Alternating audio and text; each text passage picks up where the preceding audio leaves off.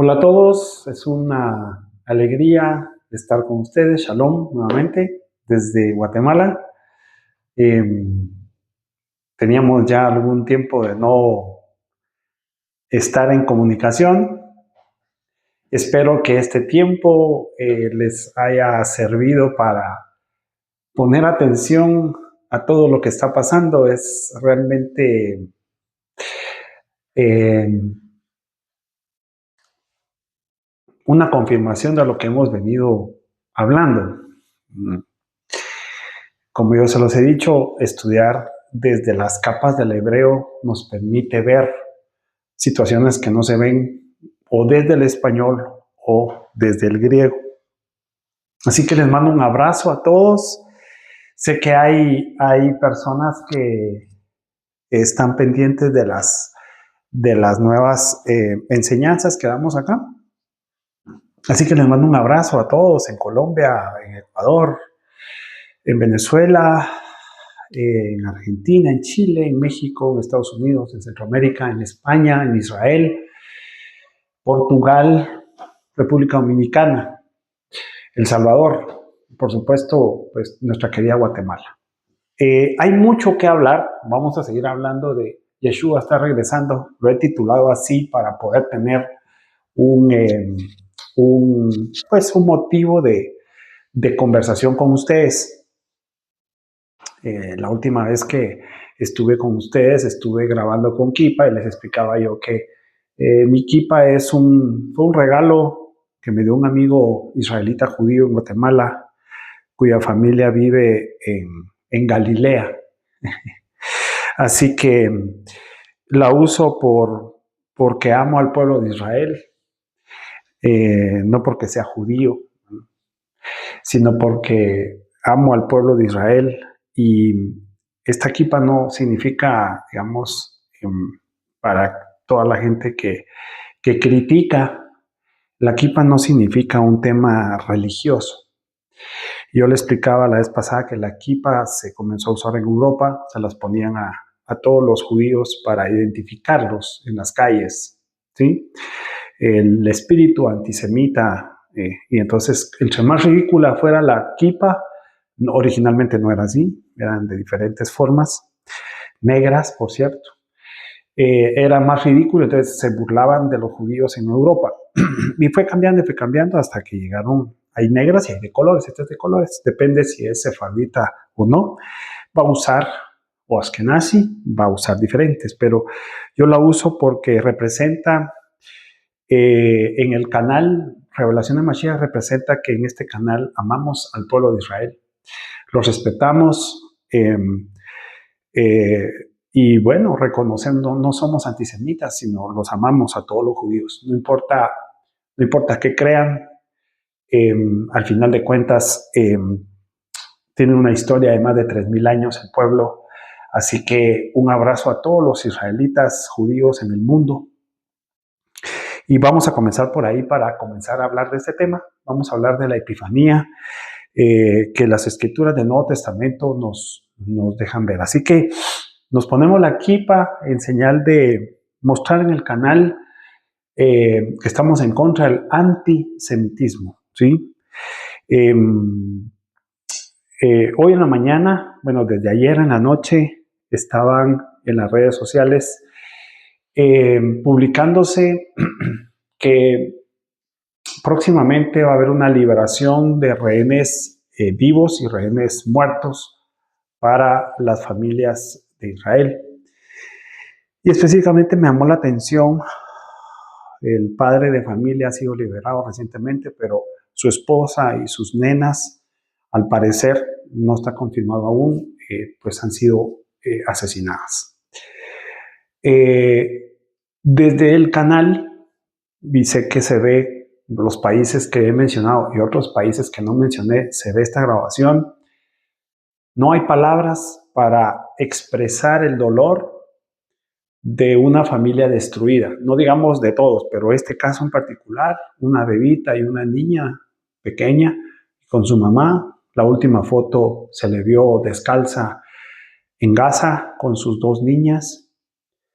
Ahí hay una foto de la mamá por respeto, pues no quiero comenzar a mencionar nombres. Realmente no hay palabras del dolor de ver esa imagen eh, de lo que ha producido esta maldad el 7 de octubre del 2023 por el grupo eh, terrorista Hamas. No hay palabras, no tengo palabras para expresar lo que siento de dolor en mi alma por el dolor de nuestros hermanos israelitas judíos. Así que es una reflexión con la que quiero comenzar. Eso y muchísimas cosas más están pasando que son relevantes para nuestro tema, del tema que hemos venido hablando. Vamos a continuar hablando de la Epifanía, sí. Quiero hacer ciertas acotaciones porque me han preguntado y todo esto está relacionado porque esto tiene que ver con el pensamiento o la corriente de pensamiento sobre el retorno de Yeshua. Bueno, mire. Para todos, primer punto, vamos a ponerlo acá si usted gusta, lo vamos a poner acá, Trump, Donald Trump. Yo he hablado bastante de Donald Trump, ¿sí? Entonces, para que sepan, mire, Donald Trump no es el anticristo. Me he topado con cualquier cantidad de información en diferentes canales, corrientes mesiánicas, cristianas, judíos mesiánicos, cristianos, cristianoides, de todo, que Donald Trump es el anticristo. Eso es lo que su corazón y su alma logra ver. Miren, nosotros en el canal, yo he hablado de Donald Trump, ¿sí? Y pues he pasado bastante información de cómo la gematría del Ben Adam o Bar Enosh, en arameo también, se relaciona con él, ¿sí? Y les voy a decir, el anticristo no es. En primer lugar, el anticristo ni existe. Existe en la mentalidad de las doctrinas o dogmas cristianos y siguen insistiendo en lo mismo y en lo mismo. Y si no es Donald Trump, es Elon Musk. Si no es Elon Musk, andan buscando a quién tirarle la chibolita y quién es el anticristo. El anticristo no existe como persona.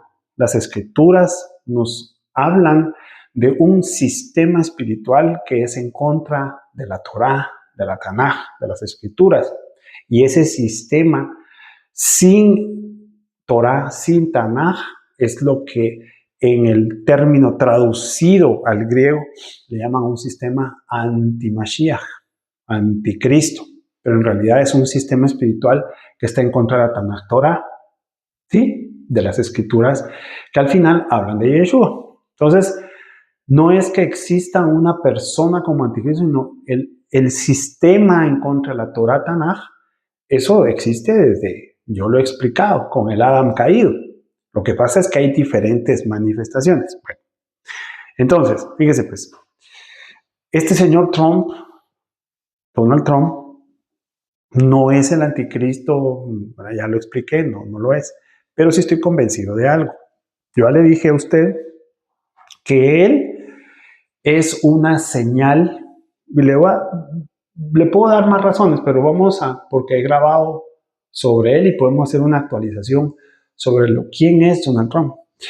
Pero él es una señal, como lo he mencionado yo en mis grabaciones también de la Guerra de las Luces en este año 2025. ¿Sí? ¿Se recuerda? Le hago memoria. ¿Se recuerda cuando le hablé de 45 elevado al 45? Donald Trump es el presidente 45. ¿Sí? ¿Qué pasa si, perdón, no es 45 a la 45, sino es 45 al cuadrado? Perdón, disculpe. ¿Qué pasa si el sistema espiritual de 45 se eleva a él mismo? Esto le da 2025. Eso le da 2025. Este año 2025, yo a esto lo hablé hace meses, es el año de una revelación de luz, pero recuérdense que yo ya también le expliqué la Guerra de las Luces, 2025 a las 9. Esta es la letra TET. ¿sí? Es la serpiente verdadera contra la serpiente que no es verdadera, ¿sí? Dos sistemas de luz. Recuérdese usted también, y hay algo que usted tiene que, le estoy haciendo como un resumen rápido de muchas cosas que hemos hablado aquí en el canal. Recuérdese que Nahash, este tipo de serpiente, Nahash y Mashiach, tienen la misma gematría, ¿sí? Se recuerda cuando Yeshua habla en Juan capítulo 3 y menciona aquella serpiente que Moshe en el desierto la levanta, pero también hay una serpiente verdadera que cuando está frente a Faraón se manifiestan las falsas. Entonces, serpiente contra serpiente. Eso es el 2025. ¿Va? Entonces, por eso sí, yo le dije, sí hizo la tarea, porque todo este tiempo, todo el 2025 va a ser una inundación total de información, verdadera y falsa, verdadera, falsa, verdadera y falsa. Bueno, es luz contra luz. ¿Se recuerda? Vamos a seguir hablando de eso. Ahora, con todo lo que le estoy diciendo, este hombre que de ser 45 se volvió también 47. Yo tengo una enseñanza, si la quiere ver, sobre cómo el 47 se relaciona a Barenosh y el 45 se relaciona a el Ben Adam.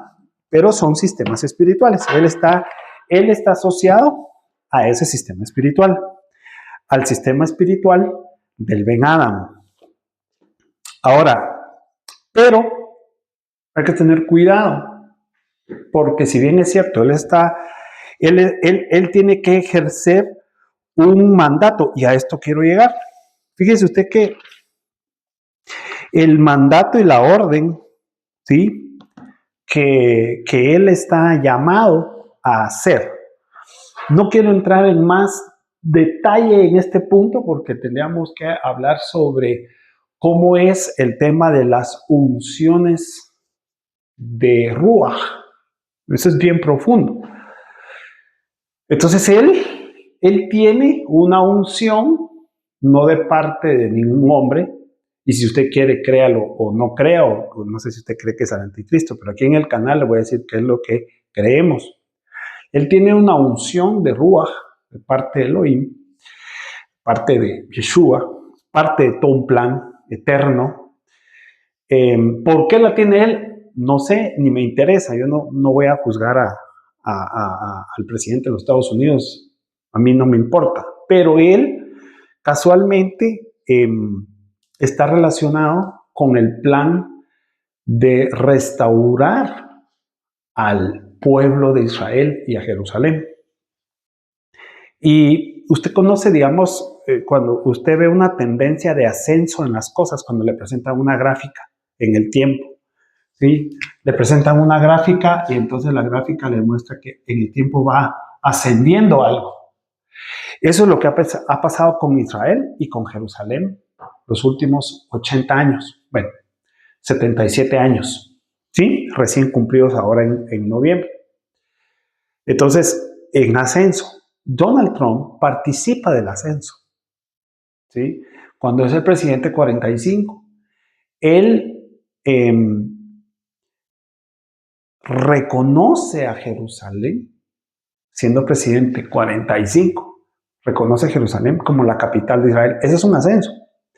Ahora, con las recientes declaraciones de Donald Trump, y por supuesto, haga la tarea, sígalo, no por un tema político. El tema que está detrás de él es espiritual, es esta unción que yo le digo, esta unción de Ruach. ¿Por qué? Yo no lo sé. Eso hay que preguntárselo a nuestro Elohim, a Yeshua, ¿sí? Ahora, fíjese usted que en Isaías, bueno, las declaraciones de Donald Trump están enfocadas a otro ascenso. Las últimas declaraciones de lo que quiere hacer con Gaza está relacionado con otro ascenso de el pueblo de Israel y Jerusalén. ¿Cuál es ese ascenso? Ahorita póngale atención a esto. En el ascenso, lo que viene ahorita a continuación, ampliación de fronteras. Entonces, fronteras para ese pueblo, ¿sí? Entonces, Eso viene, ese es otro ascenso.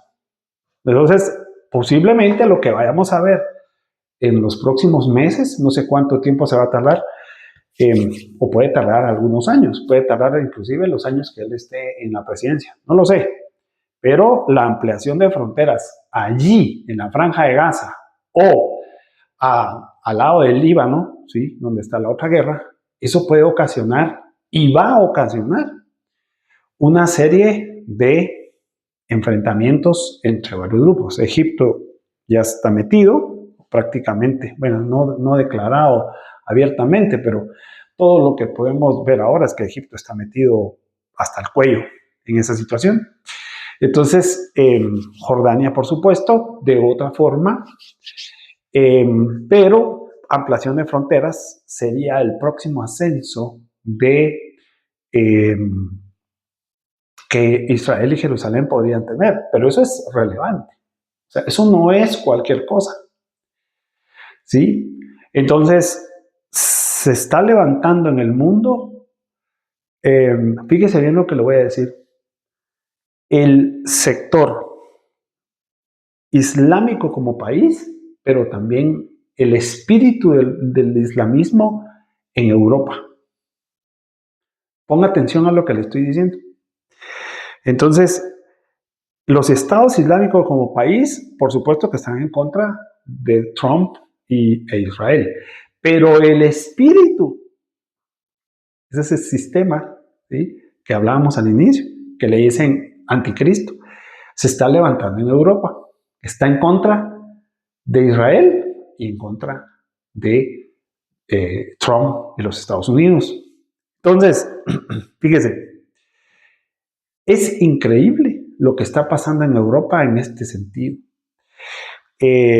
Por favor, lo invito a que siga las noticias de lo que está pasando en Inglaterra, ¿sí? Se ha levantado un espíritu antisemita al punto en que la mayoría de judíos que viven en el Reino Unido, en Inglaterra, están comenzando a salir porque ya no pueden vivir. Es decir, gente con creencia islámica los atacan en las calles. Lo invito a que los diga, los atacan. O sea, si a mí me ven con una kipa caminando en Londres, me apedrean, o sea, va caminando y los atacan, literalmente, físicamente, no solo verbalmente, para humillarlos. Es decir, Europa se transformó. Y eso es ahora. Se recuerda que yo le dije, vamos a hacer varias conclusiones rápidas. Le dije, un nuevo día está comenzando, comenzó 29 de noviembre del año 2024. Estamos viviendo en otra era. Totalmente. No tengo ninguna duda. Ninguna duda. Esa es conclusión, eso ya lo habíamos hablado. Segundo, Donald Trump efectivamente tiene una unción de parte de Elohim. Pero el tema es el siguiente. El tema es que, por supuesto, lo descartamos con esas teorías erróneas del anticristo. Y está relacionado al ascenso, también lo dijimos. Pero él puede equivocarse. Él no es una persona infalible. Como usted, que tiene unción de Ruaj, o yo tengo unción de Ruaj y un llamado para ciertas cosas, usted lo tiene. Si están viendo este canal es porque usted tiene ese llamado, usted tiene una unción de Ruaj de parte de Yeshua. Si no, no estuviera aquí. Entonces, pero usted se puede equivocar. Usted no puede, digamos, si usted escogiera siempre lo justo, el resultado de hacer 10, 15, 50, 1000 acciones justas es su transformación. Usted no puede vivir en este mundo de injusticia, que eso es estar en contra de la Torah, la Tanaj, las Escrituras y, por supuesto, el Espíritu que es Yeshua. Entonces, usted también se puede equivocar, yo me puedo equivocar, él se puede equivocar. Entonces, si bien es cierto, tiene una unción de Ruach para hacer, creo que hoy debemos doblar nuestras rodillas en esta nueva era que estamos viviendo para que el hombre, en lo que más se pueda, se ajuste a su llamado, ¿sí? ¿Usted cree en las casualidades? Yo no. Esto ya se lo había compartido yo en un podcast, pero quiero leérselo porque no es una casualidad. Yo no creo que ninguna de estas escrituras que leemos tengan casualidades, sino detrás, yo ya se lo expliqué también en la serie del judaísmo de Jesús, que detrás de las escrituras está Ruach, espíritu, ¿sí? Entonces tiene un orden, una continuidad. Isaías capítulo 45. ¿Es eso casualidad? Yo no creo que sea casualidad. Isaías capítulo 45. ¿Sí? Fíjese pues. Dice, así dice el Eterno a su ungido, mire qué extraño, a Ciro, al cual tomé yo por su mano derecha para sujetar naciones delante de él y desatar lomos de reyes para abrir delante de él las puertas, y las puertas no cerrarán.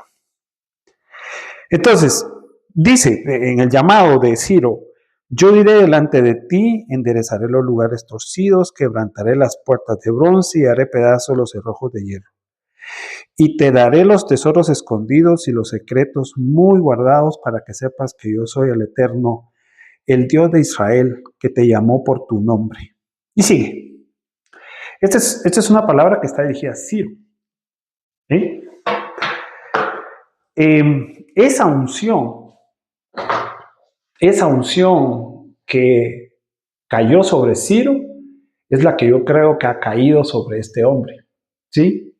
Que está relacionada con una gloria futura, un ascenso. Digo, gloria es un ascenso en los planes eternos de Elohim, de Israel y Jerusalén, como lo fue en el 2017, ¿sí? Recuerda ese evento, 5 de diciembre del 2017. Él trasladó la embajada del país hasta el día de hoy más poderoso del mundo a Jerusalén, ahí, para reconocer que Jerusalén es la capital de Israel. O sea, aquí no hay vuelta atrás. Por eso le hablé de ampliación de fronteras. Esto viene. ¿Cómo va a ser? La unción de Ciro. ¿Es Trump? Bueno, pero no solo en eso él es señal. Él está haciendo señal para muchas cosas, ¿sí? Y entonces, definitivamente que no, en el canal no vemos por dónde pueda tener cabida la teoría o esa doctrina o dogma del anticristo, que todos anhelan eso, todos hablan de eso y todos lo quieren. Aquí nosotros estamos hablando de la manifestación de Yeshua. Bueno, entonces, eso es parte de la señal. Otra señal, ya le hablé, el antisemitismo, ¿sí? ¿Eso qué va a ocasionar en Europa? Aliyah. Aliyah es el retorno. Entonces, ya está saliendo judíos del Reino Unido, entonces van a seguir saliendo. Y atención a España. Yo sigo a España de cerca. Bueno, sigo a varios países, pero España lo sigo de cerca. España está en los planes del fin que se relaciona con el futuro de Israel. España y su presidente están organizando un reconocimiento al Estado palestino con algunos países de Europa, con ese espíritu, que es en contra del ungido Yeshua, que es el que está detrás de todo, porque no es en contra de Israel específicamente, ¿sí? Sino es en contra del ungido Mashiach de Elohim. Pero España está jugando un papel contrario, ¿sí? Su presidente, hay declaraciones muy fuertes sobre él, pero no quiero ahondar ahorita sobre Pedro Sánchez. Tengo mucha información de lo que está pasando en el sistema político, ¿sí? Pero lo que le quiero decir es que va a haber Aliyah, viene Aliyah, en el ascenso, juntamente con el ascenso que está provocando el mismo Israel lo está provocando, pero también Trump está ayudando con esa unción para que haya ese ascenso, ampliación de fronteras, para que haya lugar para recibir a más judíos dispersos en el mundo, también ampliar fronteras en el otro lado de Tel Aviv, yendo hacia el Líbano. Entonces, eso viene. El aliyá, retorno de más judíos, antisemitismo por toda Europa. Por eso es que dése cuenta, otra señal, Trump le está quitando visas a todos los extranjeros antisemitas en Estados Unidos. Yo creo que ya lo hizo, ya dio la orden, ya la firmó hace 3 semanas.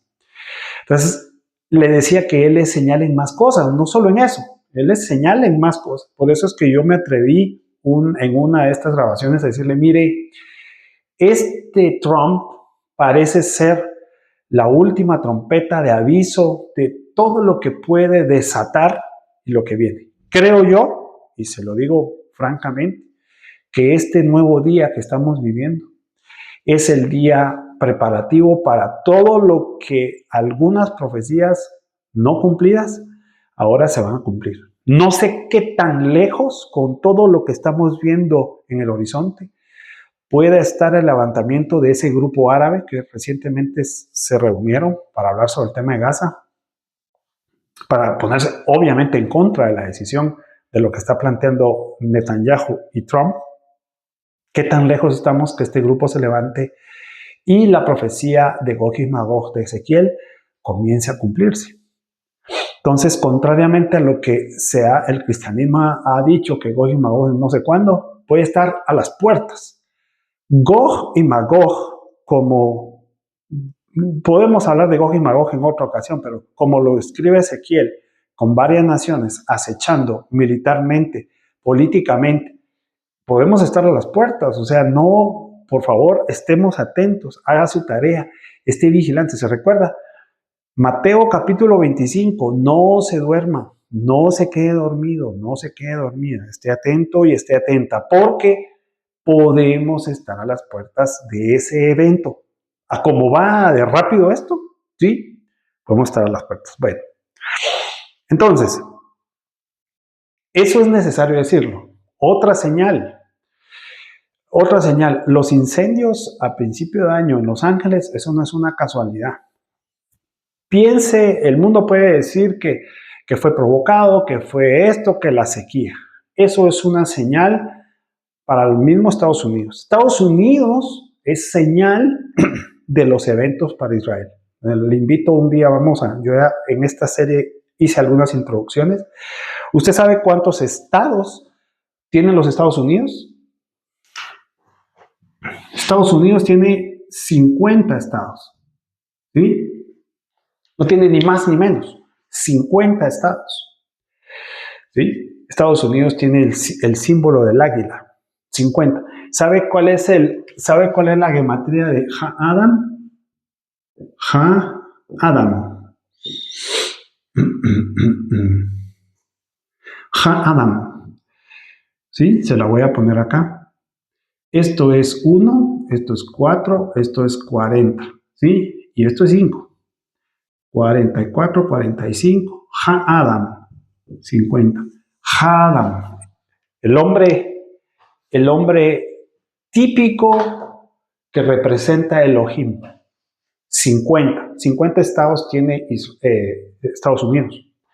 Por eso es que mi teoría es que cuando Estados Unidos, en una decisión de Trump o de alguien más, adquiera uno más, ¿sí? O pierda uno, 49 o 51, ahora él está hablando de tener a Canadá como el número 51, ¿verdad? Deja de ser señal, cambia su destino. Hasta el día de hoy, Estados Unidos es una señal profética para Israel. Por eso es ese llamado que le leí de Isaías capítulo 45 para este hombre. Esto no es casualidad. ¿Sí? Bueno. ¿Cómo introducimos los incendios? Entonces, incendios, bueno, obviamente todo lo que está pasando con las declaraciones de este presidente, incendios, antisemitismo, aliyá en Europa, mire las cosas que estamos hablando aquí, son demasiado importantes. Entonces, es decir, ¿y eso qué significa para nuestro interés de Yeshua? Pues significa todo, ¿sí? Todo está relacionado, ¿sí?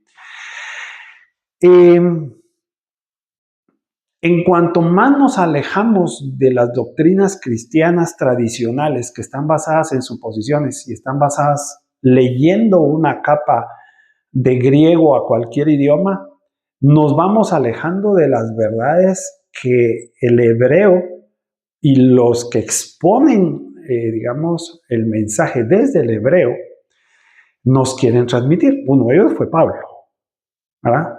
Uno de ellos fue Pablo. Entonces, con esa introducción, yo sé que hay muchas cosas más, seguramente se me escapan, dentro de la introducción se me escapan algunas cosas más, quizás se lo dejo como algo que añada a esta nueva era. Yo sigo a la NASA y sigo a algunas instituciones relacionadas a la NASA, y específicamente a un meteorito que hace 6 meses yo comencé a seguir.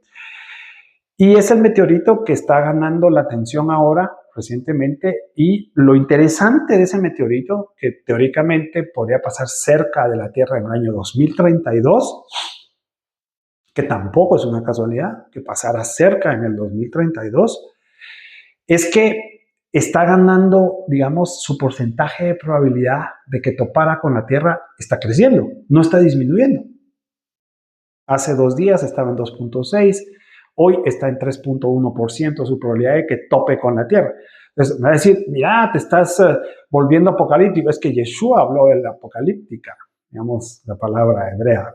Yeshua habló del Olam Jabá, digamos, de lo futuro, del reino futuro, ¿verdad? Entonces, nosotros como buenos seguidores tenemos que seguir la línea de Yeshua.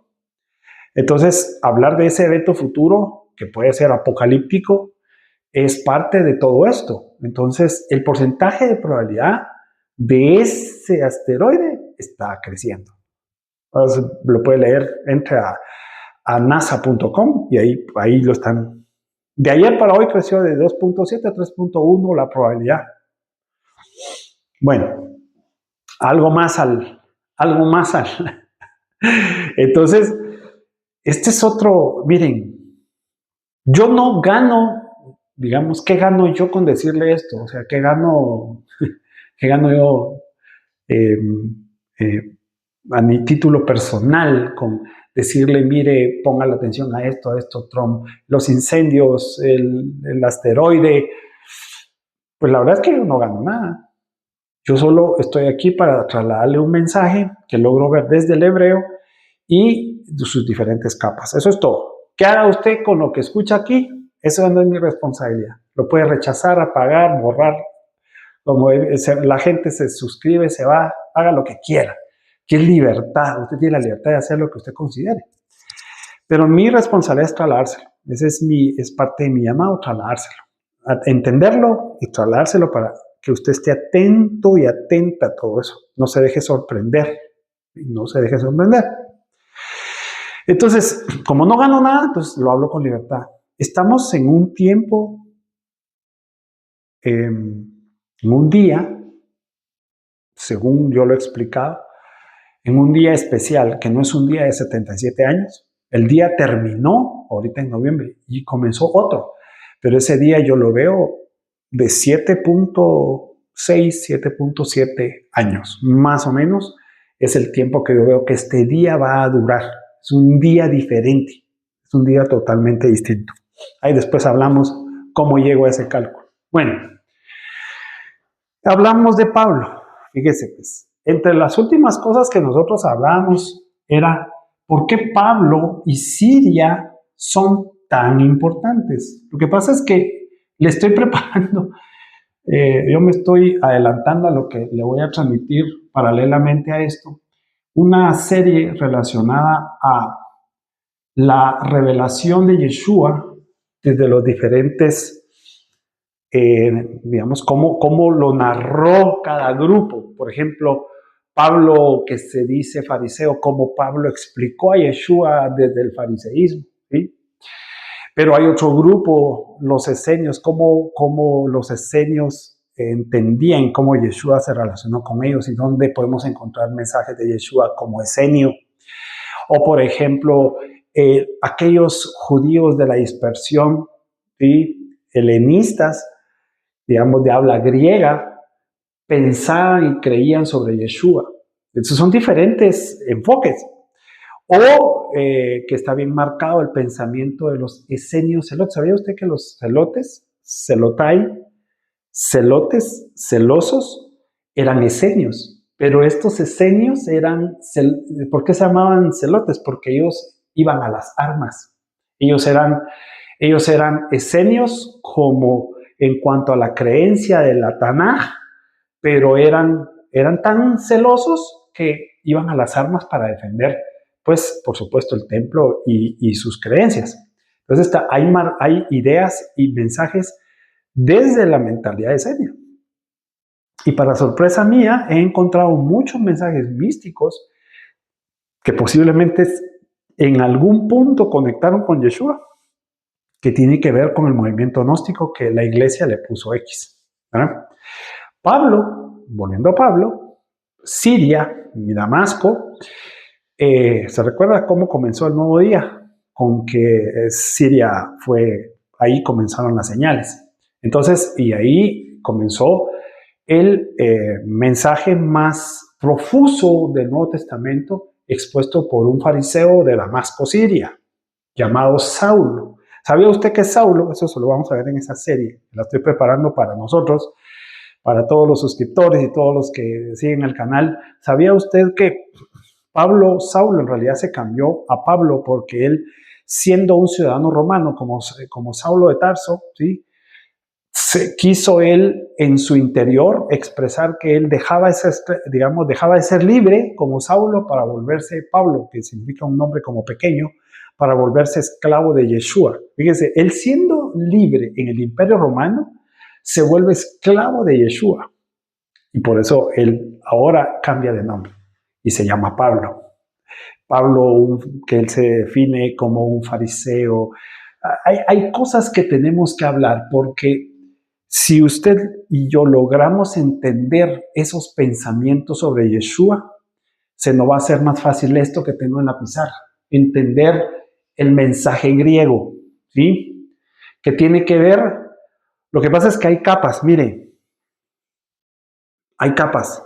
En hebreo eso se llama clipot. Los clipot son vendas espirituales, que pueden ser muchas. No voy a ahondar en el tema, se lo estoy diciendo muy rápido, pero son vendas, son cosas que no nos dejan ver la luz, hablando de la guerra de las luces, clipots. Entonces el griego es un idioma como un clipot para el mensaje de Yeshua, es decir, hay capas que el idioma mismo ha puesto para que no veamos a Yeshua. Entonces, con la ayuda de este análisis, desde los diferentes grupos vamos a tratar de botar clipots para que podamos ver. Bueno, eso es lo que le quería decir. Fíjese, pues, parte de lo que va a venir ahí en esa serie es que vamos a estudiar las cartas originales de Pablo. No lo digo yo, lo dicen los eruditos de clase mundial. Si usted lee eruditos 10, 15 de clase mundial, le van a decir cuáles son las cartas originales de Pablo y cuáles no le pertenecen a Pablo. Aunque diga ahí Pablo, no le pertenecen a él. Estudiando la Epifanía, da la casualidad que estas que usted ve acá, segunda de Tesalonicenses, primera y segunda de Timoteo y Tito, estos no son cartas originales de Pablo.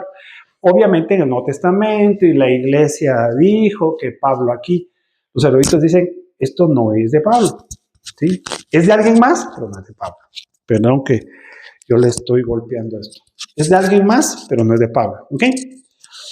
Pero da la casualidad que los textos que hablan de la Epifanía, los que les tengo aquí en la pizarra, esto no es pensamiento de Pablo. ¿Sí? Más adelante estudiaremos de quién es el pensamiento, pero este no es un pensamiento de Pablo. ¿Sí? No es original de él estas cartas.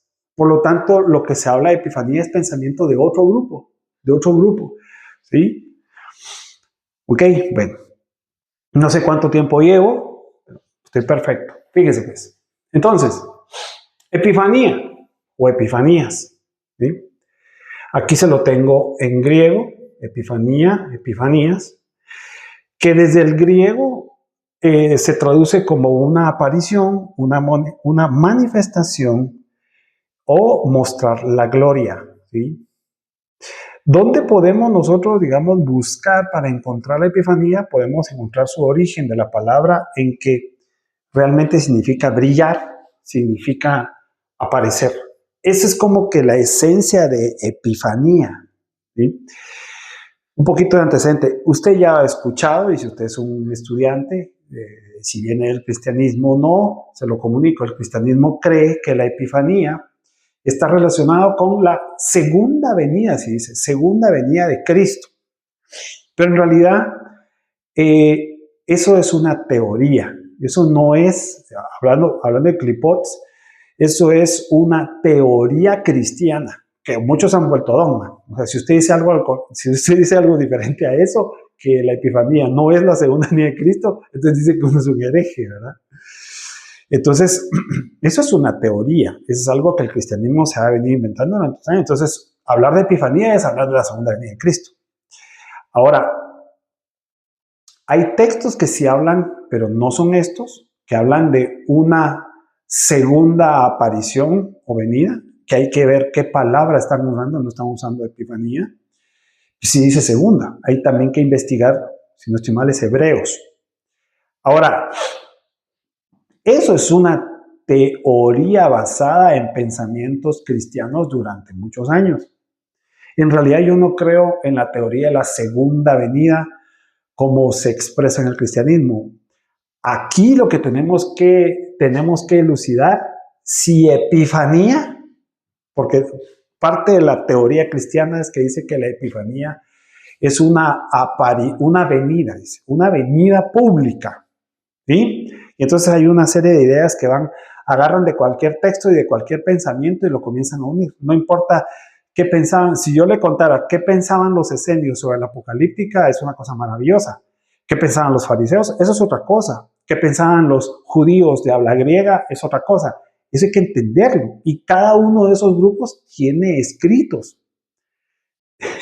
La gente agarra de aquí, de allá, de aquí, de allá. No importa, es una mezcolanza de pensamientos, pues que no les cuadra nada. Y todos los cálculos les salen mal. ¿No se ha dado cuenta? Todos los que calculan, todos les y mire, yo creo que todos están malos, porque agarran de aquí, de aquí, de allá. Lo que debemos de hacer es entender el pensamiento que esta gente quería dar y no precisamente querer forzar que mi doctrina, que mis dogmas sean los que, digamos, si soy cristiano, que quiero a los cristianos, pero yo soy seguidor de Yeshua, yo creo en Yeshua, pero no me identifico con la doctrina cristiana, salí de esa doctrina hace muchos años y por supuesto jamás voy a volver.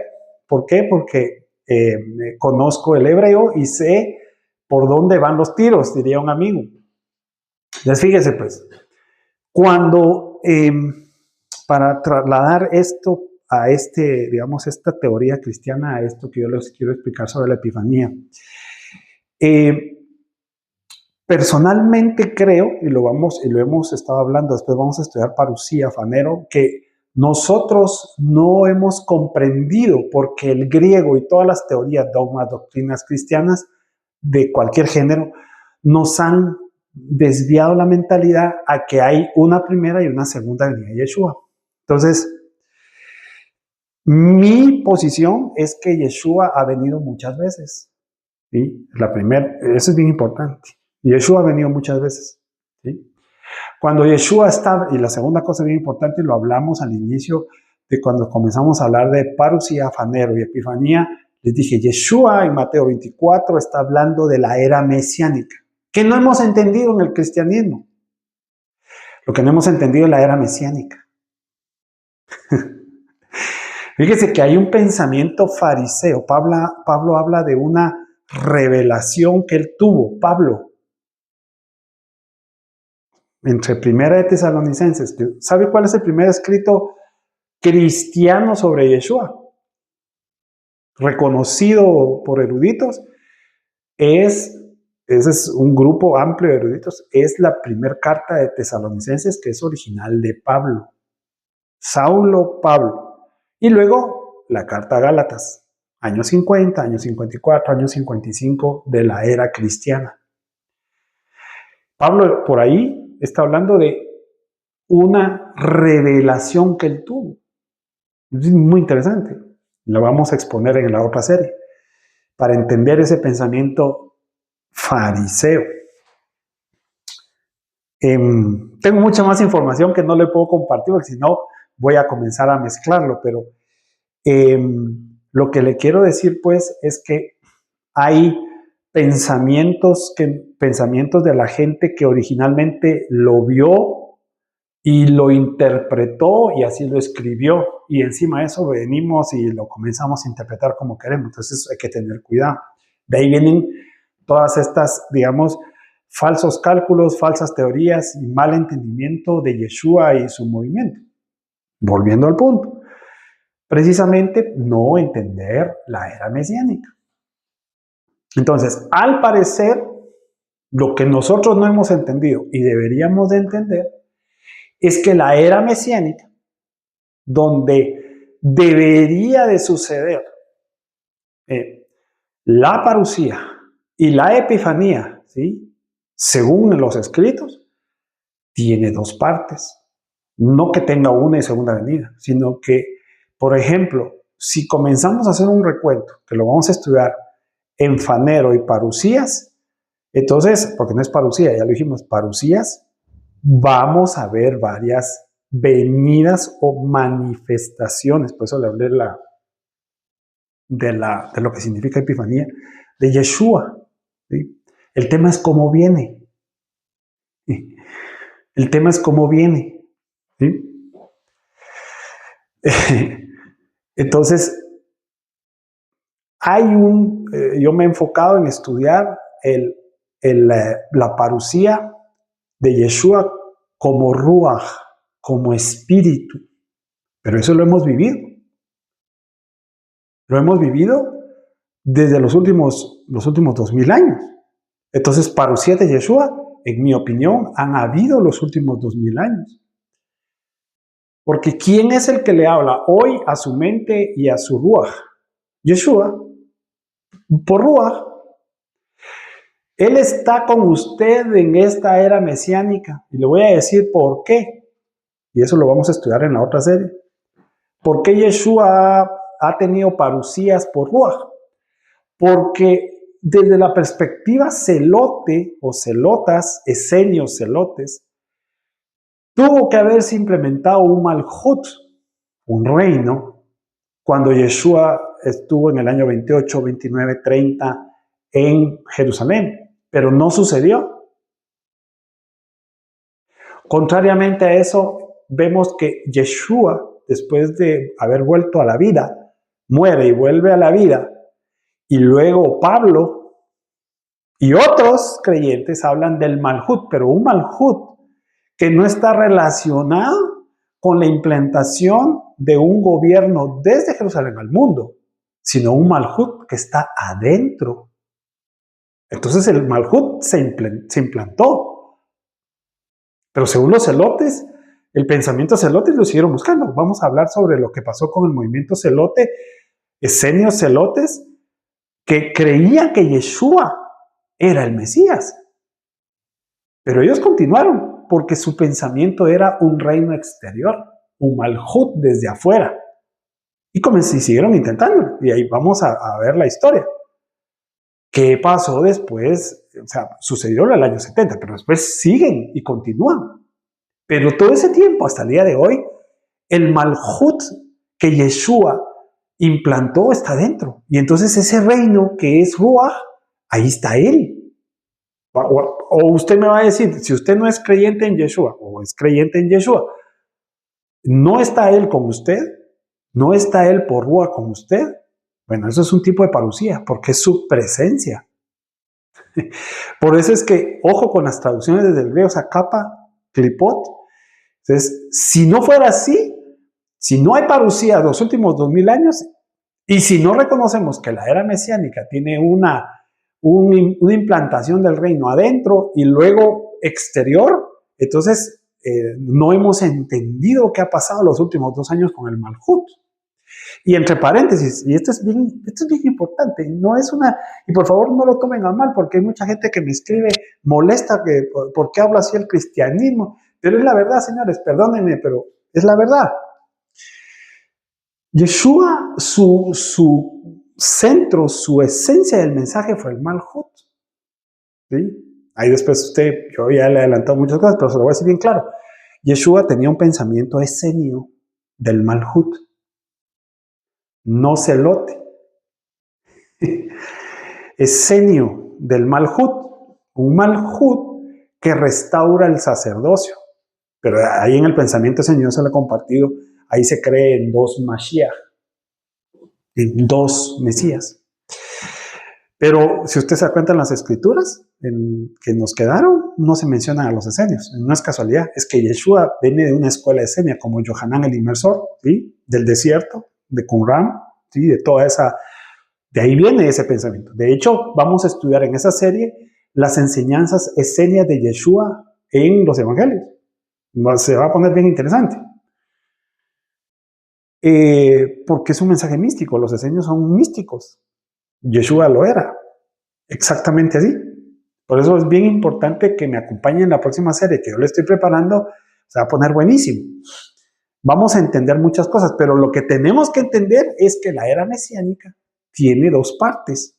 Una parte con este reino que está trabajando en el Nefesh, en Neshama, en el alma y su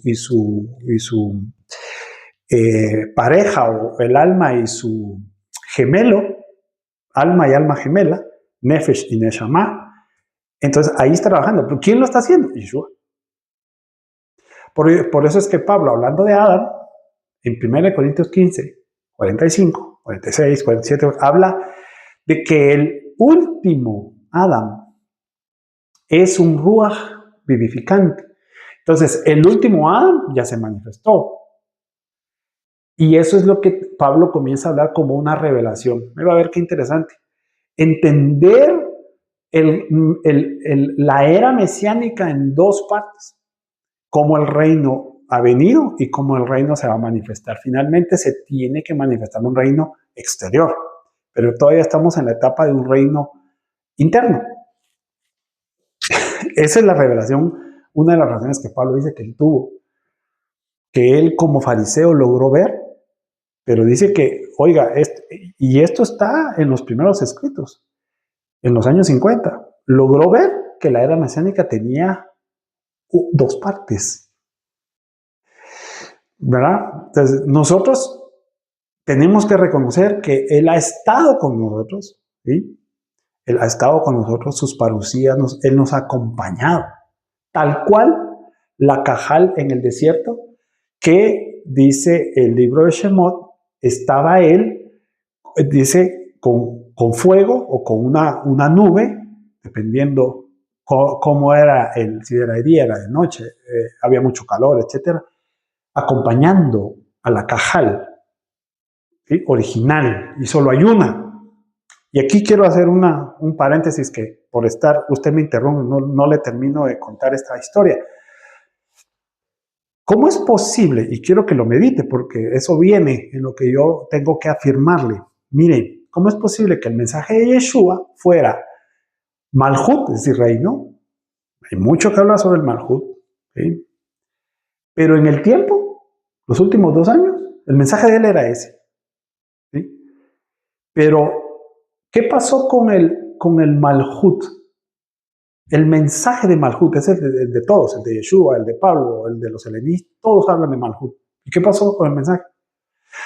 El mensaje de Malhut se pierde en el tiempo, ¿sí?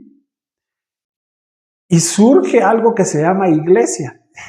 Ya vamos a hablar sobre ese tema de lo que surge como iglesia. Iglesia es un concepto, no. Lo que hoy se conoce como iglesia eso no tiene sentido.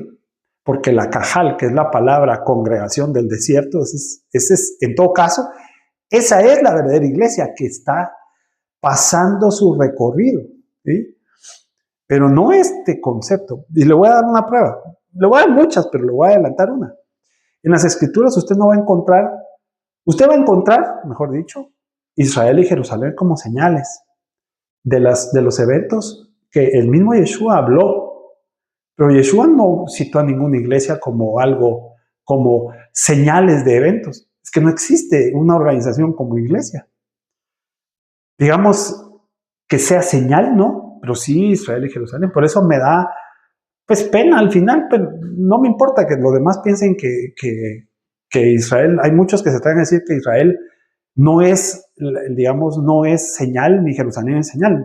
Entonces, si no es Jerusalén e Israel, entonces, ¿quién es la señal? ¿Por medio de quién nos está hablando Yeshua? Obviamente es por Israel, no por la iglesia. La iglesia es un concepto que originalmente era un concepto eclesia del griego, hablando de clipots. Iglesia es un concepto griego que significa una reunión civil para tratar temas civiles de la comunidad. Entonces, cuando Pablo dice a la iglesia que está en Tesalonicenses, a la iglesia que está en Galacia, es un tema de traducción. Él no está hablando de una nueva religión que es la iglesia. Si usted lee, y se lo voy a presentar con textos de Hechos y muchos más, dice que él donde enseñaba eran las sinagogas. Habían sinagogas en la diáspora judía donde Pablo enseñaba. ¿Qué enseñaba Pablo? El Malhut, el reino. Obviamente Pablo tenía ciertos objetivos, de eso se va a tratar la serie. ¿Qué quería Pablo? ¿Sí? Y vamos a entender muchas cosas. Pero Pablo enseñaba en sinagogas. Entonces, en realidad, si lo leyéramos en arameo o en hebreo, debería decir Pablo a las sinagogas de Tesalónica. Así debería decir. El pensamiento de Pablo no era que había una organización, iglesia, que hoy se conoce como iglesia, ni que Pablo, dicen, Pablo es el apóstol de los gentiles. Si bien es cierto, él cuando está hablando de apóstol de los gentiles, no significa que él estaba trayendo gentiles a una organización llamada iglesia, no. Significa simplemente que él estaba interesado en explicar la Tanaj, sí, de una forma que los gentiles que llegaban al judaísmo mediante la sinagoga tuvieran ciertas, digamos, ciertas calificaciones y no ocasionara un pleito entre gentiles y judíos, judíos ya sea de habla griega o judíos en otros países del imperio. Entonces, ¿qué le quiero decir?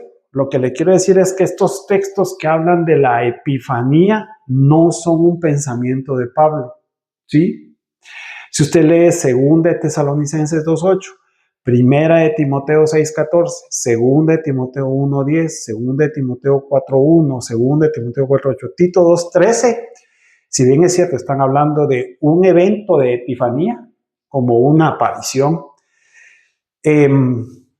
Aquí le puse en qué lugares aparece en plural, ¿sí?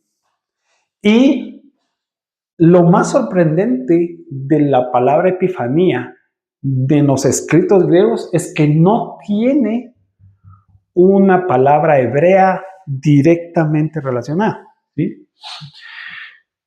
Entonces, nos invita el estudio o la crítica textual a buscar, ¿sí?, palabras relacionadas, no directas, porque no hay, ¿sí? Parte de lo que no logramos entender es porque hay clipots en las traducciones, pero le estoy hablando del hebreo al griego, no le estoy hablando, digamos, los manuscritos, los más, habrán como 5,000 o 6,000 manuscritos del Nuevo Testamento, pedazos por todos lados. Digo, no el Nuevo Testamento completo, sino que hay una parte, que otra parte, habrán 6,000 copias, pero eso será del año 200, el más antiguo, del año 200. Del año 200, de eventos que ocurrieron en el año 30, en el año 28, en el año 29. Entonces, esa traducción, hebreo o arameo, porque sí le voy a decir algo.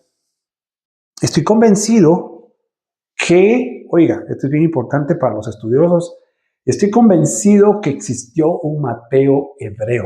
Y tengo ahí varias investigaciones sobre el tema, usted lo puede buscar, existió, pero ese ya no lo volvimos a ver. Ese existió y se desapareció. ¿Sí?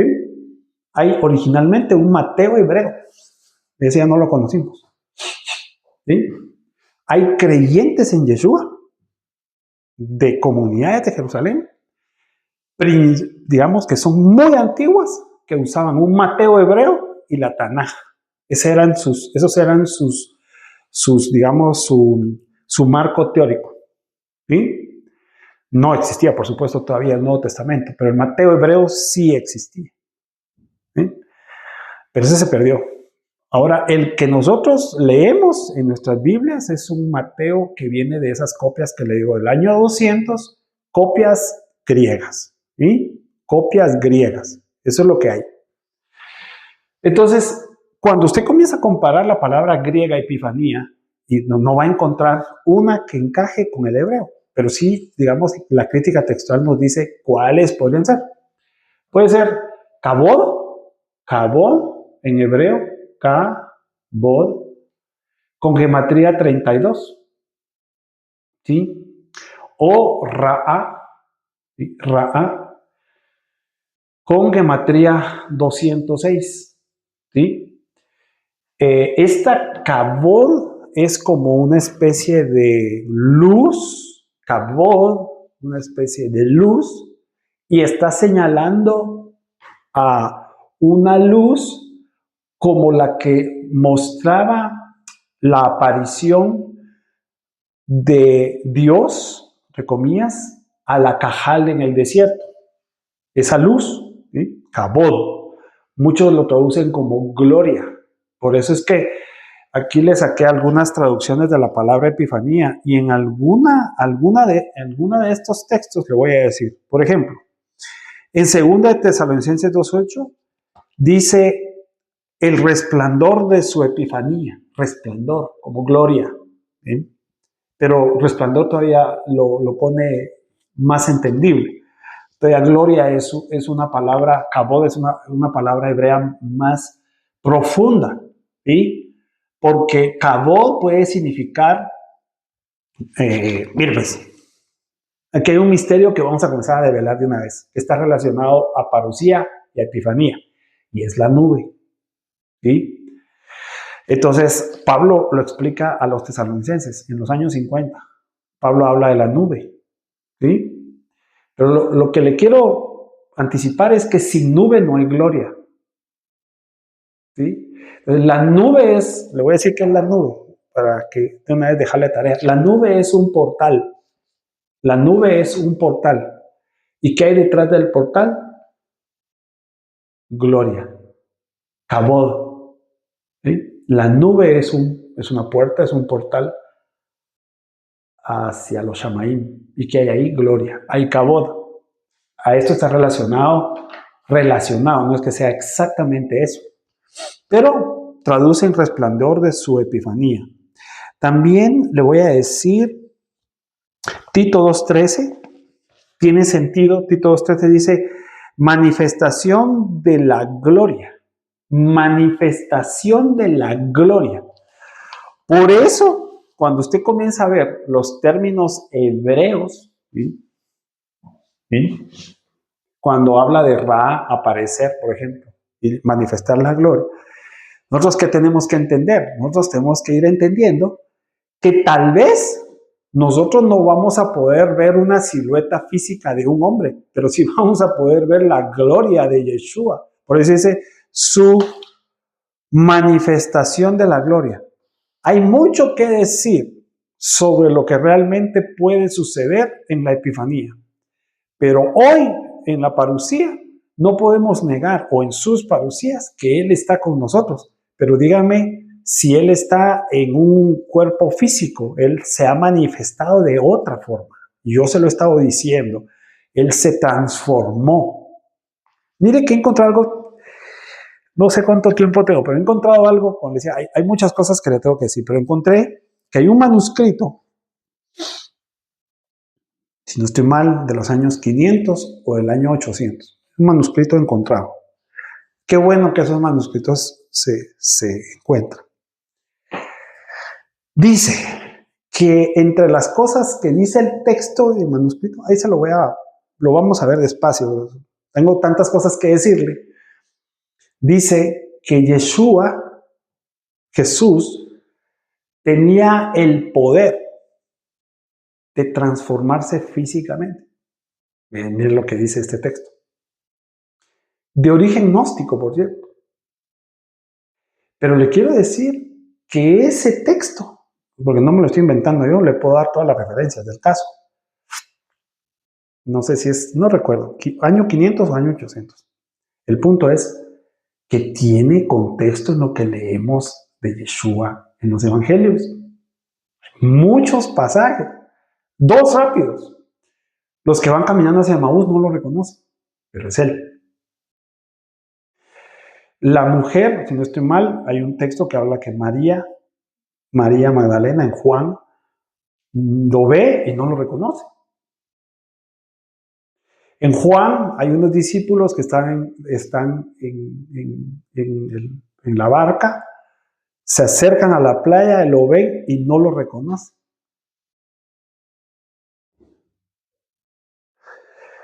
Y eso está bien. Hay otro texto que dice que él está, no recuerdo en qué ciudad, y lo quieren matar, lo quieren empujar para que se caiga en el barranco, y él pasa en medio de ellos y no le hicieron nada.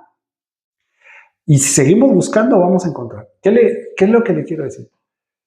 Mis queridos amigos que me escuchan, tenemos mucho que explorar y entender realmente qué es lo que las escrituras nos quieren decir. Tenemos que ser maduros para aceptar, o sea, no tenemos que salir en defensa de ningún dogma, porque al final, ¿para qué sirven los dogmas? Para nada. Los eventos ahí están, ya le di una introducción como de 20 minutos de todos los eventos que están pasando enfrente de nosotros. ¿Para qué queremos defender nosotros dogmas y cosas? Están ahí enfrente. Tenemos que entender qué está pasando. Y que su ruaj en su parucía nos ayude a entender, porque es el único que nos puede guiar hacia esta verdad que queremos exponer. Y termino. Mire, Kabod está relacionado con la letra Hei, que digamos, es un ruaj, es un soplo, es espíritu que Yeshua habla en Juan capítulo 3, ¿sí? Kabod. Eso quiere decir que gloria, en este río de revelación o de manifestación desde el hebreo, gloria está relacionado con ruaj, espíritu. ¿Sí? Espíritu. Le dijo Yeshua a Nicodemo, tú no puedes, ¿de dónde viene y para dónde va el aire? No lo veo, pero sí lo sientes, sí lo percibes, sí lo percibes. ¿Sí? Las parucías son eso, percibir a Yeshua. Y esta gloria acabó de estar relacionado a esa idea. Luego, Ra está relacionado con la letra Het, la 8. La letra Het es una letra maravillosa. Está relacionada con Pesaj, por ejemplo. Pesaj, ¿sí? Con Het. Y la gematría de Het, que la tengo aquí, Het es 418. 418 está relacionado, tiene gematría 3 y está relacionado con la letra Mem. Y con eso quiero terminar porque yo creo que de tantas cosas que le tenía que hablar, le he hecho un breve resumen de todo. Necesito 20 horas aquí seguidas para seguir hablando. Mire, Het, que está relacionado a aparición, en el río del hebreo está relacionado con la letra 13 del alefato, que tiene gematría 40, la letra Mem de Adam. La letra Mem de Adam. Adam. Esta es la letra 13 con gematría 40. Rápidamente. ¿Cuántos días Yeshua estuvo en el desierto? 40. ¿Verdad? ¿Cuántas veces pasó el 40 la cajal en el desierto? Varios 40.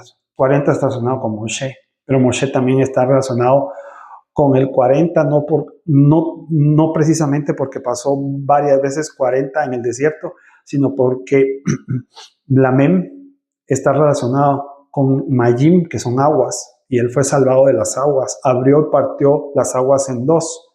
Es la Mem, 40. ¿Qué le quiero decir? Señores, 40 es un periodo de transformación, salir y ser transformado. Y por eso tenemos que hablar muchísimo de la Mem. Pero Ra, que es aparición, está relacionado con la transformación y la mem. ¿Qué es lo que estamos nosotros, o qué es lo que yo le quiero explicar? Que la parusía y la epifanía se relacionan directamente con un periodo de transformación y, por supuesto, de aparición de alguien transformado. Eso es lo que le quiero decir. Parte del misterio es que aparece transformado, ¿sí? Por eso es importante que todo este tiempo nosotros con sus parusías, su malhut, lo hayamos podido percibir, porque es desde aquí adentro que vamos a percibir a Yeshua en su epifanía. No vamos a pasar más allá de decir que lo que necesitamos es percibirlo, ¿sí? Percibirlo. Así que espero que me siga. Yo sé que ahí me ven de varias partes del mundo y con doctrinas cristianas y me mandan mensajes a decir que estoy equivocado, que es un relajo lo que hablo. Lo invito a que lea desde el hebreo. Lea del hebreo, entonces pregúnteme. Es más, ya estamos revisando palabras griegas. Lea desde el griego y hablemos desde ahí. Lea eruditos y pregúnteme. Yo leo eruditos. ¿Sí? O sea, tómese el tiempo, pues. No simplemente diga, este cuate me mandó a decir, ese cuate judío está hablando tontera, me va a decir. Obviamente a mí no me molesta. Digo, aquí estamos en libertad, pues aquí no estamos hablando para hacer dogmas. Pero tómese el tiempo de leer. Haga su tarea. Para poder, lo más importante es percibir a Yeshua. ¿Sí? Percibirlo, como él habló, se lo explicó a Nicodemo. Así que vamos a grabar pronto. Si le has sentido que le ha ayudado esta hora de conversación, dele like, compártalo. Yo le quiero mandar un abrazo y se lo digo con toda mi alma. Yo personalmente estoy siendo invitado por Yeshua a percibir el tiempo en el que estamos viviendo. Este tiempo cambió y lo digo para gloria de Él, no mía. Yo no soy nadie, pero para gloria de Él, el tiempo cambió.